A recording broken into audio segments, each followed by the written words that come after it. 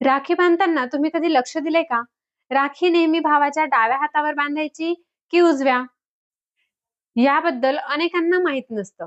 मग आपल्या परंपरेनुसार योग्य हात कोणता आणि त्यामागचं कारण काय? चला जाणून घेऊया. रक्षाबंधनाच्या दिवशी बहीण आपल्या भावाच्या मनगटावर राखी बांधते.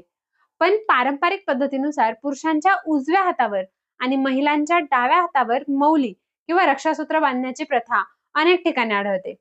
म्हणूनच काही कुटुंबांमध्ये बहीण भावाच्या उजव्या मनगटावर राखी बांधते. पण प्रत्येक ठिकाणी हीच पद्धत पाळली जाते असं नाही. काही कुटुंबांमध्ये डाव्या हातावरही राखी बांधली जाते.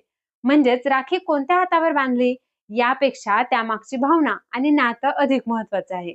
राखी हा फक्त एक धागा नाही, तो भाऊ बहिणीमधील प्रेम, विश्वास आणि एकमेकांच्या सुखासाठी केलेल्या शुभेच्छांचं प्रतीक आहे.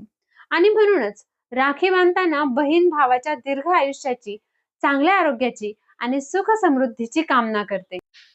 तर पुढच्या वेळी राखी बांधताना तुम्ही कोणत्या हातावर राखी बांधता हे नक्की लक्षात घ्या. तुमच्या घरी राखी उजव्या हातावर बांधतात की डाव्या? कमेंटमध्ये नक्की सांगा.